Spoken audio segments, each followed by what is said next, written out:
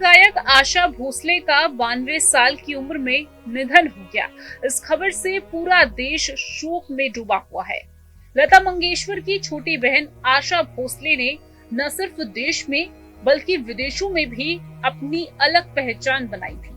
साथ ही 50, 60 और 70 के दशक ने उन्हें बॉलीवुड के वेस्टर्न म्यूजिक को अपनी यूनिक आवाज दी।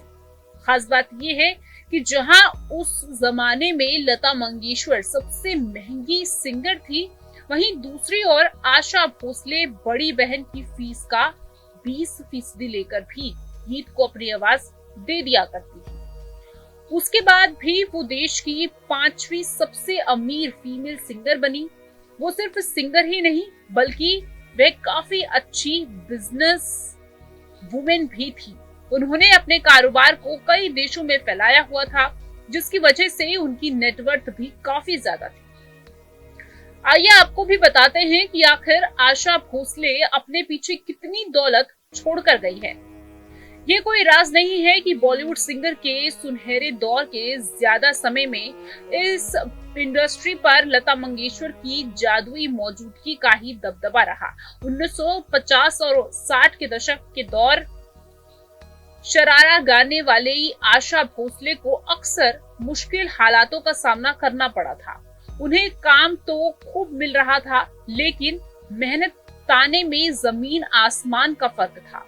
इंडस्ट्री में प्रचलित कहानियों के मुताबिक अपनी शुरुआती दिनों में आशा भोसले को अक्सर लता मंगेशकर को मिलने वाली फीस का महज 20% ही दिया जाता था। जहां मुख्य नायिकाओं के लिए लता जी पहली पसंद हुआ करती थी, वहीं आशा जी को अक्सर कुछ अलग तरह के गाने और आइटम नंबर गाने के लिए चुना जाता था।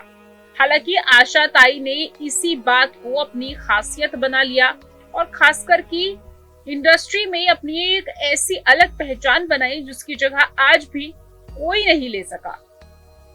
जहां लता मंगेशकर को एक गाने के लिए 500 रुपए मिलते थे, तो वहीं आशा भोसले को 100 से 150 रुपए में ही संतोष करना पड़ता था। दौलत के मामले में भी आशा भोसले किसी से कम नहीं थी। मीडिया रिपोर्ट्स की माने तो आशा भोसले की नेटवर्थ 100 करोड़ होने का अनुमान है। यह उन्हें भारत की टॉप 10 सबसे अमीर महिला गायकों की सूची में भी शामिल करता है और उनकी कुल संपत्ति सुनिधि चौहान के बराबर है, जबकि वह नेहा कक्कड़, तुलसी कुमार और श्रेया घोषाल से भी पीछे है। लेकिन वह गोल्डन एरा की एकमात्र ऐसी वयोवृद्धि कलाकार है जो कि सबसे तौर पर सबसे ज्यादा अलग खड़ी है, जिन्होंने आज भी इस सूची में अपनी जगह बनाई हुई है।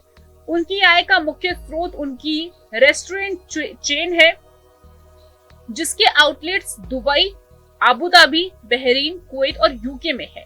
ये ब्रांड अब प्रीमियम भारतीय व्यंजनों का पर्याय बन चुका है। वहीं उनकी सबसे कीमती संपत्ति पेडर रोड पर स्थित उनका अपार्टमेंट प्रभु गुंज है।